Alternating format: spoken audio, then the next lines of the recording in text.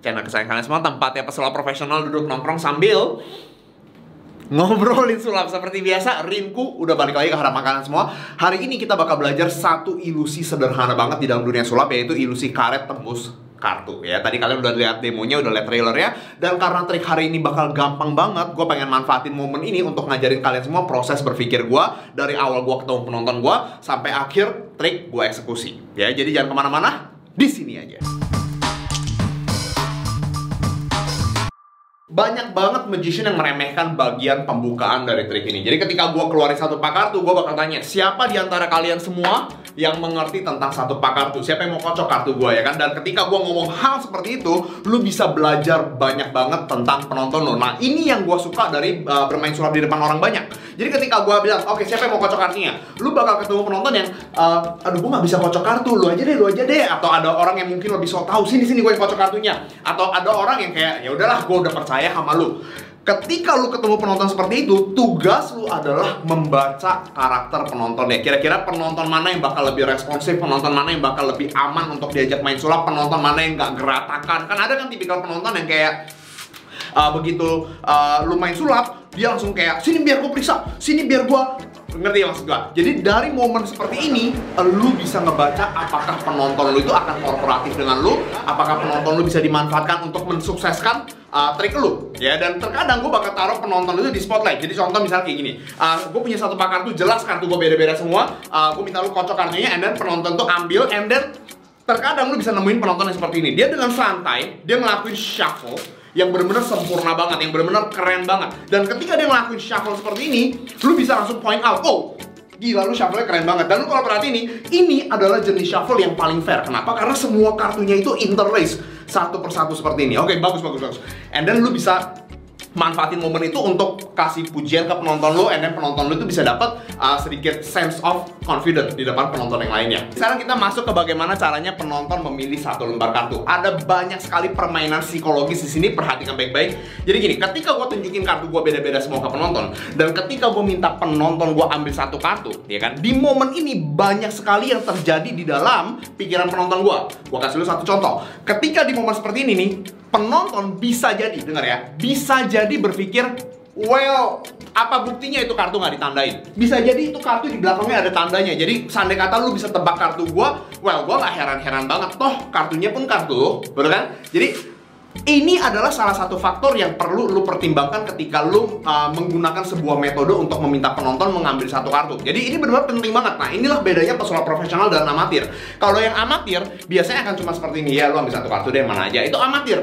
Tapi kalau pesulap profesional, bukannya kita nggak ngelakuin ini, ada juga. Tapi bergantung dari permainannya, bergantung dari efek apa yang pengen kita sampaikan ke penonton, ya. Jadi gue kasih lu satu contoh. Seringkali di dalam performance kita sebagai pesulap pemula, ini termasuk gue ketika gue baru mulai, gue takut trik gue itu dikacauin sama penonton gue. Bener kan? Itu kan bisa terjadi kan? Dalam arti kan kayak penonton bisa jadi, sini gue yang ambil sendiri kartunya, sini gue yang ingetin sendiri, sini gue yang masukin sendiri, coba lu cari kartu gue. Bener kan? Itu bisa jadi terjadi. Nah, jadi salah satu langkah yang biasanya gue lakuin ketika gue mulai karir gue di dalam dunia sulap, gue biasanya open aja sama penonton gue. Jadi gue shuffle kartunya, atau gue minta penonton gue shuffle kartunya, and then gue bakal minta penonton gue untuk sebutin satu kartu apa aja. 5 hati. 5 hati. Pem, lihat gak? Begitu dia sebut satu kartu 5 hati, banyak hal terjadi di sini. Ya, jadi maksudnya apa? Gue bakal cari dulu 5 hatinya biar gue bisa kasih lu contoh 5 hati, and then gue tanya, lu yakin gak mau kartu ini, bla bla bla, and then kita terusin ke dalam permainan kita. Tapi apa yang terjadi di sini? Biasanya orang awam itu nggak punya strategi ketika ketemu magician. Dalam arti strategi mereka satu-satunya adalah, oh, nanti magiciannya bakal minta gue pilih satu kartu, pasti dia mau cari nih kartu apa yang gue pilih nih. Gue bakal sebisa mungkin bikin kartunya itu hilang di tengah-tengah, dia nggak boleh lihat kartu apa yang gue ambil. Gue bakal kocok atau gue bakal umpetin, gue bakal isengin magiciannya. Itu strategi dasarnya orang awam, bener kan? Tapi ketika gue udah suruh kayak penonton gue untuk sebutin satu kartu deh apa aja, di sini mereka nggak punya strategi. Kenapa? Karena kartunya penonton pun tahu, pesulap pun tahu, ngerti ya? Jadi dia mau umpetin apa lagi? Jadi dari awal kita udah establish, kita udah menekankan kalau trik ini nggak akan menjadi trik di mana lu pilih satu kartu, nanti magiciannya tebak ada di mana kartu lu atau kartu lu apa, ngerti ya? Kita dari awal udah establish itu.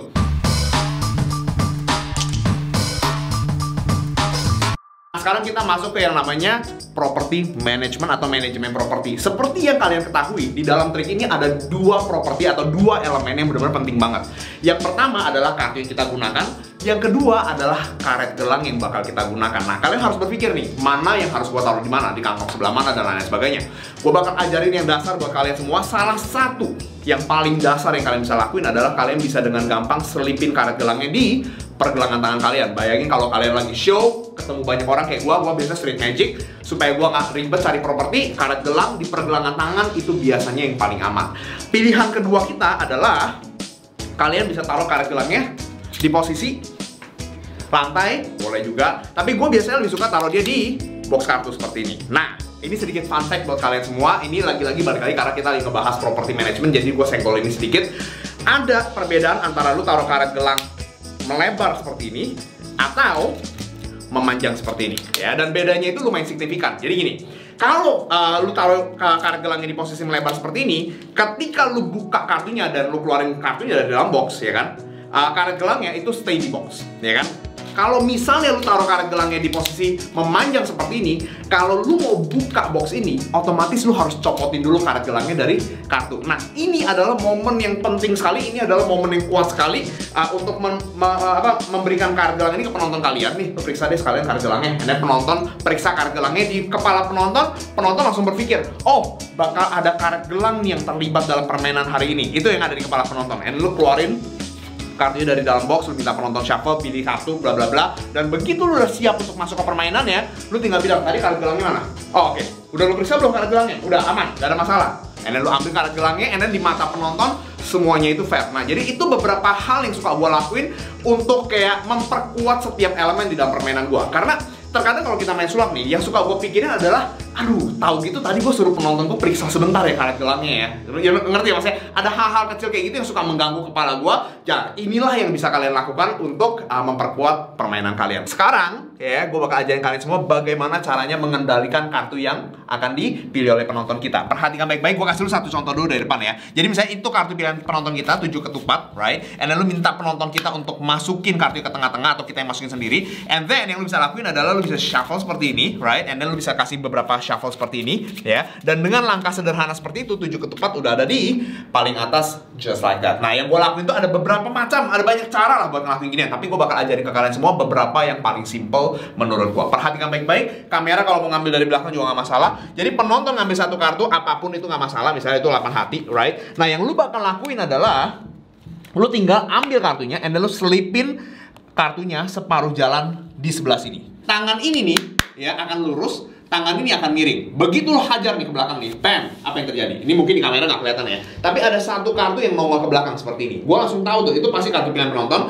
Gue tinggal cutting di sebelah situ, ya, right? And then gue tinggal shuffle, and then gue bawa kartu 8 hati kalau nggak salah tadi ya, ke atas lagi, right? Sekali lagi kalau misalnya gue ngelakuinnya cepet, 8 hati, gue taruh separuh jalan ke tengah-tengah, pam, ke dalam, potong seperti ini, and then gue shuffle just like that, ya kan? Nah, pilihan kedua kita, ini kan kita pakai meja nih.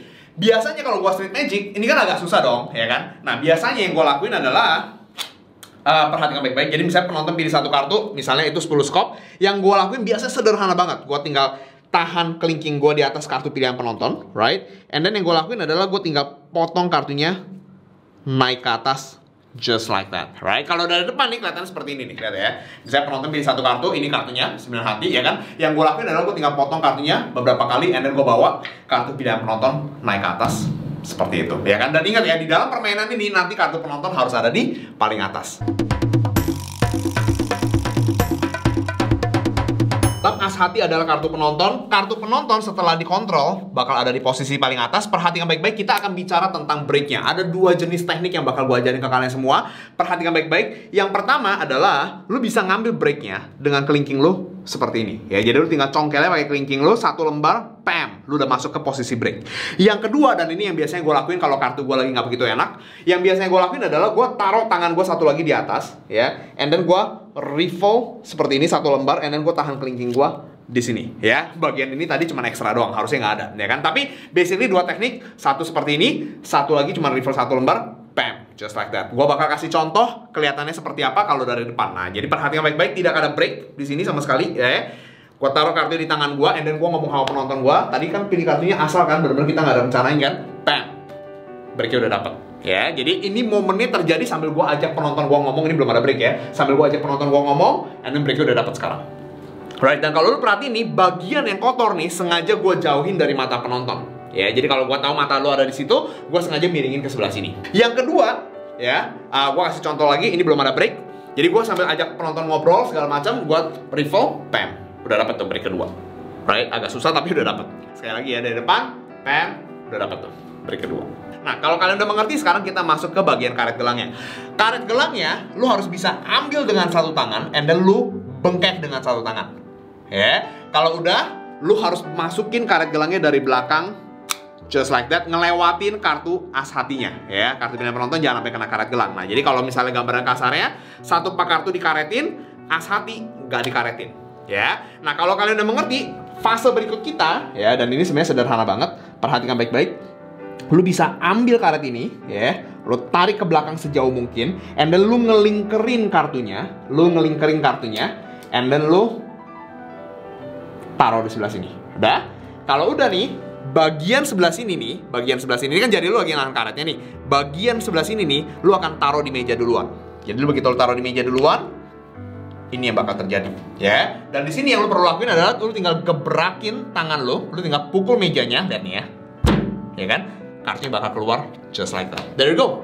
Nah, jadi kalau kalian ngeliat gue main langsung, kurang lebih yang bakal kalian lihat itu adalah seperti ini. Satu pak kartu, kita shuffle dulu. Gue nggak mau nanti lu pilih kartu paling atas atau kedua dari atas atau paling bawah, ya. Jadi gue mau lu pilih satu kartu di tengah-tengah. Bilang stop di mana aja. Stop. Di sini. Yakin?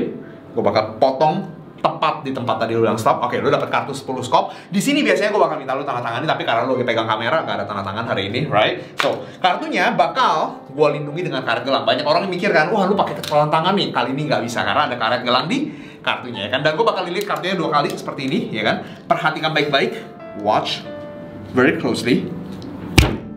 Kartunya tembus karet gelang, just like that. There you go, selamat mencoba.